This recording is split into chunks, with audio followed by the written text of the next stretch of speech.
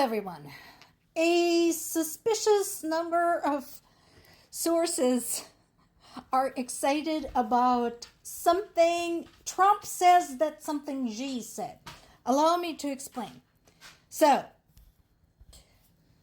basically, there is a rumor that got started by somebody, somewhere, somehow, that Xi told Trump that Putin would come to regret the war in Ukraine. So now, just a short while after the meeting between Trump and Xi, China is denying this. Trump is denying this. China is denying it emphatically. And Putin is going to China just days after Trump went to China. So, I'm not saying Xi actually said that, but I'm curious where the statement came from, like who started the rumor, because it certainly has everybody very, very excited, particularly the parties involved. So it's possible that this is following the recent ass whooping that Ukraine had unleashed on Moscow. I'm not sure. And we also know that Russian people are increasingly regretting the war. So, we'll see. There was a story on NPR today, you can read or listen, talking about basically something we've been covering over the last couple of days, about the shift in how Ukraine's resistance works. Because for the longest time, most of the attention was focused on what was happening on the ground. And I'm not saying that we should just stop paying attention to what's happening on the ground. Not at all. That is still important. Frontline is frontline. And holding the front line and pushing against the front line is absolutely essential. However, remember in the past, every time we had a seasonal change, there would be speculations about Russia's spring offensive and Ukraine's summer counteroffensive and so on and so forth. Well, that mode of operation appears to be on its way out. Because what now appears to be more effective is that instead of a big counteroffensive that involves armies and soldiers and the moving of the equipment and the redistribution of forces along the front lines, now the counteroffensive includes something else entirely. And it is not just one event. It has become a process.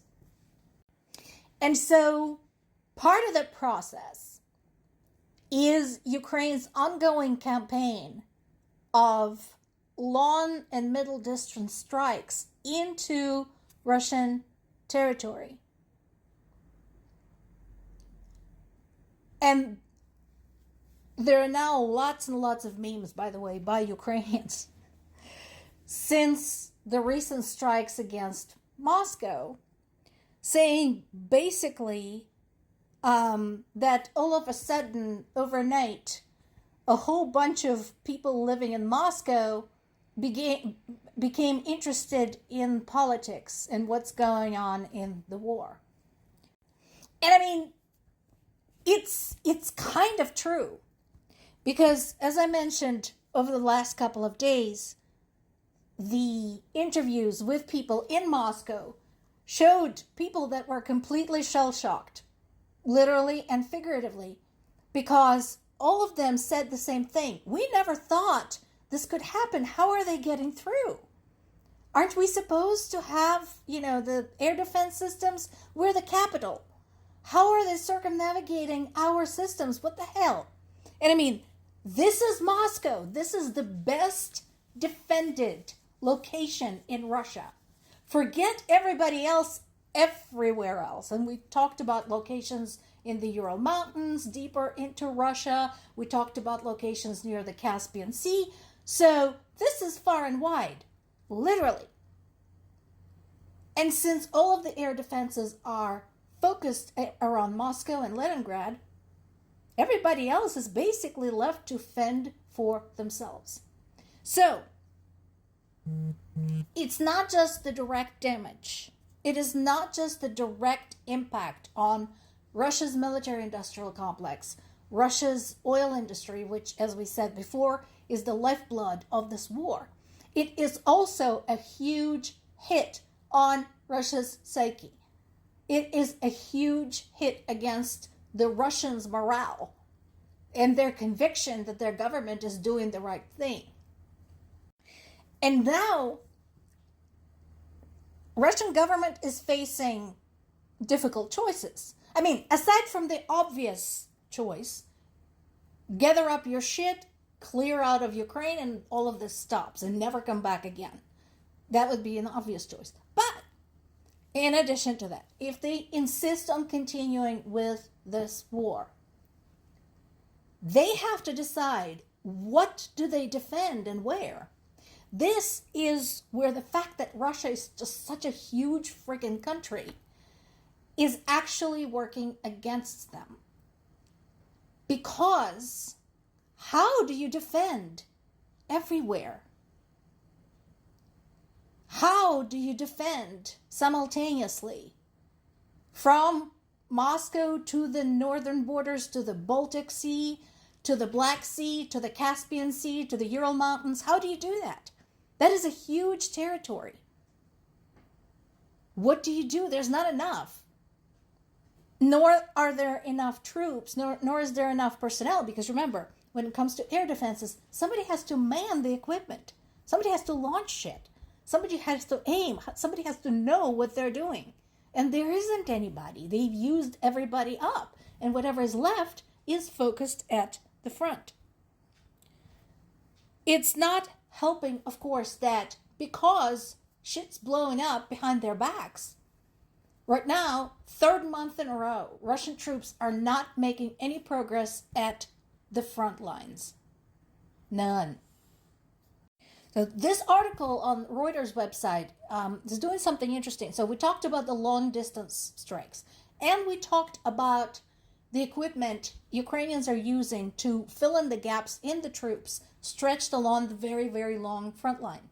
This article focuses on the middle distance strikes, anything from about 20 miles to about 120 miles out from the front line.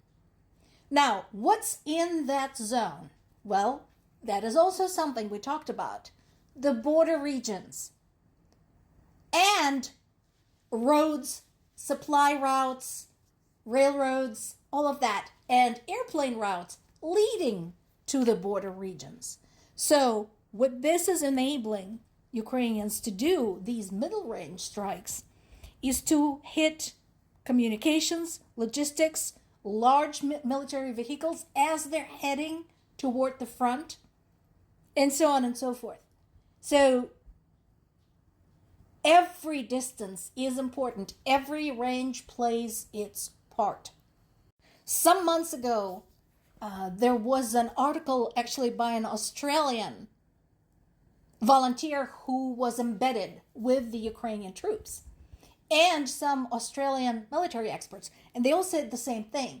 The phenomenal thing about what Ukrainians have done is that not only the pace at which they have developed their technology, but also the variety of that technology. And exactly this, the range, the variety of ranges, the variety of distances, the variety of types of strikes is what is so incredible and why the world should be watching and taking notes. And here's the result. Kyiv Post, a Russian lawmaker, actually from Russia's Communist Party, Rinat Suleimanov, says that Russia basically can't afford the war anymore. Now, this being Russia, I would be careful if I was him because he's risking falling out of the window by accident, but he's right.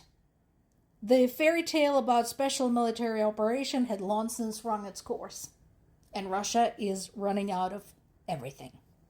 More to come.